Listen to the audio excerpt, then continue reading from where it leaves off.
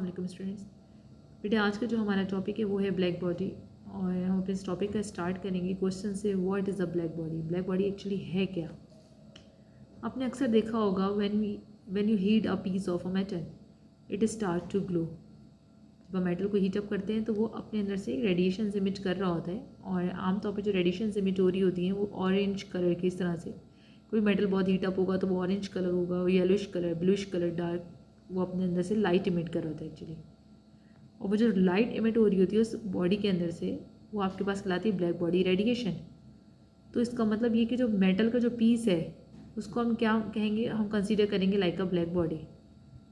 लेकिन सवाल ये पैदा होता है कि ये वर्क कैसे कर रहा है, ऐसा क्या हो रहा है उस ब्लैक बॉडी, उस मेटल के अंदर जो उसके अंदर से रेडिएशन इमिट हो रही है, उससे हम कह रहे हैं कि ब्लैक बॉडी रेडिएशंस, और हम उसके रिजल्ट में हम उस मेटल को ब्लैक बॉडी कह रहे हैं। इस मटेरियल के अंदर ऐसा इंटरनली क्या फिनोमेना हो रहा है जिसकी वजह से रेडिएशंस अपने अंदर इमिट कर रहे हैं।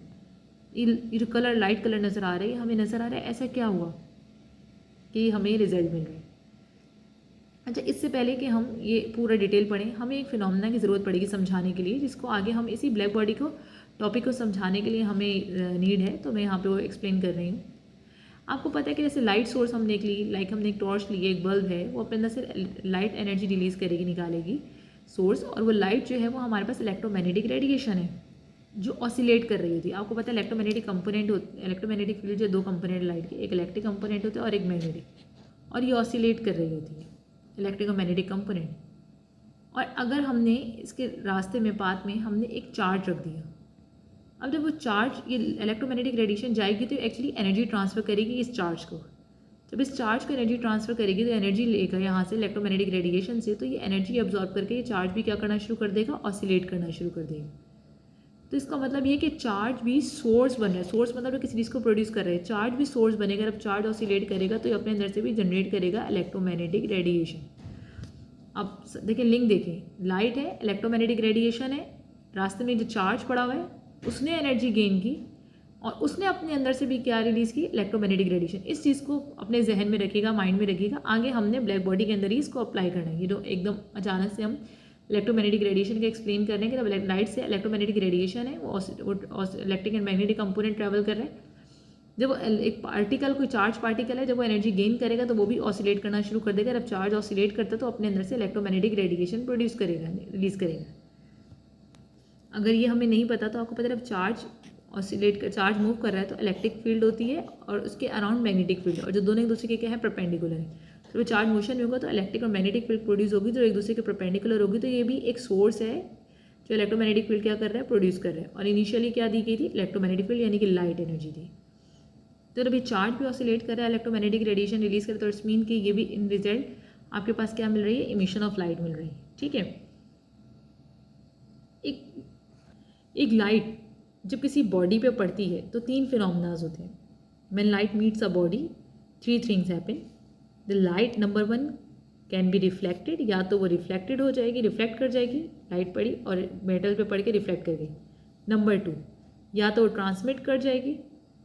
नंबर थ्री, या तो क्या हो जाएगी, एब्जॉर्प्शन, वो लाइट क्या हो जाएगी, एब्जॉर्ब हो जाएगी। एक नॉर्मल एक सिचुएशन बनाई हुई है हमने, एक लाइट के जब मेटल पे पड़ेगी, किसी मटेरियल पे पड़ेगी तो तीन तरीक़ों से बिहेव करती है, या तो वो रिफ्लेक्ट कर जाती है, या तो ट्रांसमिट कर जाती है, या ऑब्जॉर्व कर जाती है।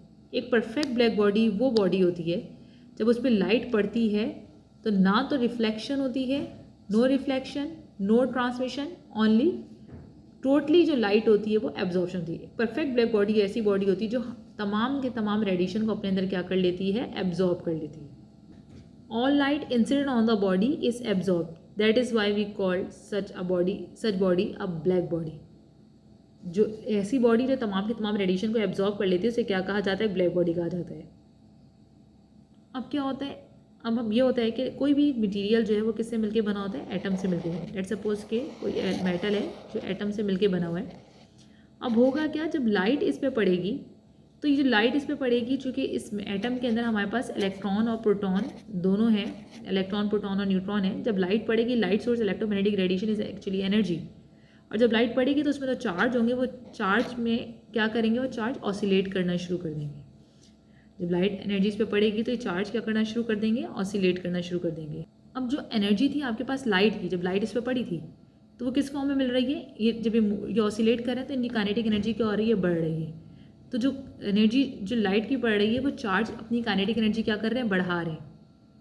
अब क्या हो रहा है, इलेक्ट्रॉन ऑसिलेट कर रहे हैं, जो एनर्जी इसने एब्जॉर्ब की तो वो क्या करना शुरू कर दिया, इसने ऑसिलेट करना शुरू कर दिया। और देखिए इलेक्ट्रॉन का जो होता है मास कम होता है, तो ज़्यादातर एनर्जी जो क्या है, जो इलेक्ट्रोमैग्नेटिक एनर्जी है, रेडिएशन है, जो लाइट पड़ रही है, वो कौन एब्जॉर्ब कर रहा होता है, इलेक्ट्रॉन एब्जॉर्ब कर रहे होते हैं।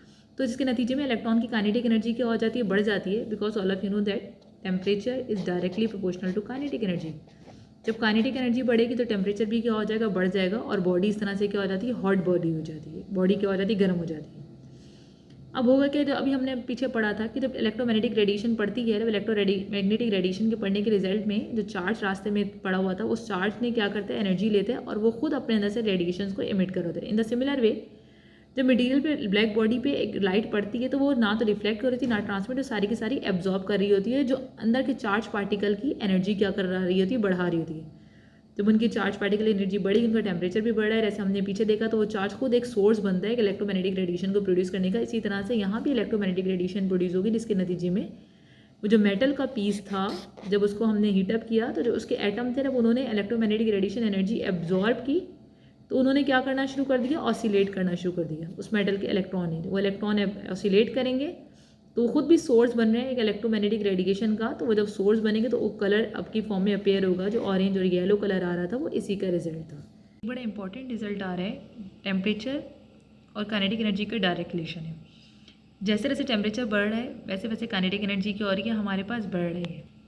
The higher the temperature of the black body, the higher the kinetic energy of the electron. अच्छा, अगर अब आप स्पेक्ट्रम की बात करें तो हम कहते हैं इंफ्रारेड, फिर हमारे पास आती है शुरू तो radio wave, microwave, infrared, visible के बाद आती है हमारे पास यूवी के बाद एक्स रेज। तो जैसे आगे जाते हैं, विजिबल के देखिए red, orange, yellow, green, blue.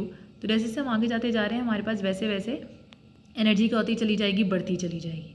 तो जैसे जैसे टेम्परेचर बढ़ रहा है वैसे वैसे काइनेटिक एनर्जी क्या होती चली जा रही है, बढ़ती चली जा रही है। ठीक है, काइनेटिक एनर्जी बढ़ती चली जा रही है, जो रिजल्ट में ये जो पार्टिकल मूव करेंगे काइनेटिक एनर्जी बढ़ रही है। तो रिजल्ट में जैसे जैसे पहले हम टेम्परेचर बढ़ाएंगे तो इनिशियली लेट सपोज कि आपके पास वो रेड कलर है, मेटल जो अपने अंदर से इमिट कर रहा है, टेम्परेचर और बढ़ेगा, काइनेटिक एनर्जी और बढ़ जाएगी, और ज़्यादा पावर से ऑसिलेट करेंगे तो अपने अंदर से रिलीज होने वाली, क्योंकि वो जब इलेक्ट्रॉन वाइब्रेट कर रहा है तो अपने अंदर से भी रेडिएशन को क्या कर रहे हैं, इमिट कर रहे हैं। हमने स्टार्ट में आपको बताया था कि एनर्जी मिलेगी, चार्ज ऑसिलेट करेगा तो अपने अंदर से भी एनर्जी क्या करेगा, रिलीज़ करेगा। तो जितना टेम्परेचर होगा उतना ज़्यादा उसके अंदर ऑसिलेशन होगी, जितना एनर्जी उतनी ज़्यादा एनर्जी क्या करेगा, आपके पास रिलीज़ करेगा। तो स्पेक्ट्रम जो कलर चेंज हो रहा होता है मेटल का, वो इस तरह से होता है। साथ ही हमें एक बहुत ही इंपॉर्टेंट एक लॉ मिलेगा, जिसे हमें स्टीफन लॉ कहा जाता है। This relationship is called Stefan Boltzmann law. The power emitted by a black body is proportional to its area and the fourth power of its temperature. जो पावर इमिट हो रही है, यानी कि जो एनर्जी इमिट हो रही है, वो चार्ज ऑसिलेट कर रहा है, तो उसके अंदर से पावर इमिट हो रही है, वो प्रोपोर्शनल किसके है, एरिया के। यानी कि जाहिर सी बात है, जितना बड़ा एरिया होगा उतनी ज़्यादा उसके अंदर से वो हीटअप होगा, तो उतने एटम्स क्या करेंगे, ऑसिलेट करेंगे चार्जेस उसके, और उतनी ज़्यादा उसके अंदर से एनर्जी क्या होगी, इमिट होगी। दूसरा, टेम्परेचर के ऊपर क्या कर रही है, डिपेंड करिए। This is called the Stefan Boltzmann constant. अच्छा, आप सबके लिए इधर जो हम बात कर रहे हैं वो हम एक मॉडल की बात कर रहे हैं, because a black body is a model. In reality things do not absorb 100% of the light. Actually में ऐसा नहीं होता कि कोई भी मटेरियल है वो सारी की सारी लाइट को क्या कर ले, एब्जॉर्ब कर ले। तो हम उस वक्त कह रहे हैं कि हम कह रहे हैं कि परफेक्ट ब्लैक बॉडी सारी की सारी रेडिएशन को, इलेक्ट्रोमैग्नेटिक रेडिएशन को एब्जॉर्ब कर रही है। और जो उसके एटम्स हैं, तो हर इलेक्ट्रॉन क्या करें, जितने भी इलेक्ट्रॉन्स हैं मेटल के, वो क्या कर रहे हैं, ऑसिलेट कर रहे हैं। जवाब में वो तमाम अपने अंदर से क्या इमिट कर रहे हैं, रेडिएशन इमिट कर रहे हैं, जो हमें लाइट की फॉर्म में नजर आ रही है। जहाँ से हमने इस टॉपिक का स्टार्ट किया था कि अगर जब एक मेटल को हीटअप करते हैं तो वो ग्लो क्यों करता है, वो अपने अंदर से लाइट रेडिएशन इमिट क्यों करता है, क्योंकि जब उसको हीटअप कर रहे हैं उसके इलेक्ट्रॉन्स जो है मेटल के, वो सारे के सारे ऑसिलेट करें। वो ऑसिलेट करें तो अपने अंदर से भी रेडिएशंस क्या करें, इमिट करें। जितना ज़्यादा टेम्परेचर देंगे उतनी ज़्यादा इंटेंसिटी की रेडिएशन उसके अंदर से क्या होंगी, इमिट होंगी। तो एक ब्लैक बॉडी तो परफेक्ट कुछ भी नहीं है, तो जस्ट एक मॉडल है, क्योंकि परफेक्ट ब्लैक बॉडी 100% लाइट को क्या कर ले, एब्जॉर्ब कर ले। ना तो रिफ्लेक्शन करेगी, ना तो ट्रांसमिटेंस होगी उसके अंदर। इन ब्लैक बॉडी जो है वो एक मॉडल है, real body is a grey body. फिर लास्ट में साइंटिस्ट एक परफेक्ट ब्लैक बॉडी को बताने के लिए एक फैक्टर लेकर आते हैं, और उस फैक्टर को कहा जाता है इमिसिविटी का, कहलाती है वो फैक्टर। कहते हैं कि अगर जिस बॉडी की इमिसिविटी की पावर जो है, इमिसिविटी की वैल्यू जो है 1 हो जाए, तो वो वाली ऐसी बॉडी को कहा जाता है परफेक्ट ब्लैक बॉडी। अगर ऐसी बॉडी जिसकी इमिसिविटी की पावर जो है हमारे पास ज़ीरो हो जाए तो वो आइडियल वाइट बॉडी कहलाती है, यानी कि वो ज़रा सी भी रेडिएशन अपने अंदर से एब्जॉर्ब नहीं कर रही। और इन रियलिटी जो होता है, जिसे ग्रे बॉडी कहा जाता है, जो हकीकत में है, तो इमिसिविटी की वैल्यू ना तो ज़ीरो होती है एंड कम्प्लीटली रिफ्लेक्ट, ऐसा नहीं कम्प्लीटली ज़ीरो एब्जॉर्प्शन है, ना तो वो आपके पास 1 होती है। 1 का मतलब 100% एब्जॉर्प्शन, 0 का मतलब है आपके पास 0% एब्जॉर्प्शन हो रही है, सारी की सारी रिफ्लेक्शन हो रही है। तो ये वाइट बॉडी होती है, ये black body, and this one is grey body. ये इमिसिविटी क्या है, एक दफ़ा फिर बता देती हूँ आपको। ये टर्म जो है एक्सप्रेस कर रही होती है कि कोई भी बॉडी कितना ज़्यादा क्लोज है एक ब्लैक बॉडी के, ठीक है। अच्छा, एक जो ह्यूमन बॉडी है उसकी जो इमिसिविटी होती है वो होती है 0.97। इसका मतलब हमारी जो बॉडी है वो बहुत ज़्यादा क्लोजर है एक आइडियल ब्लैक बॉडी के।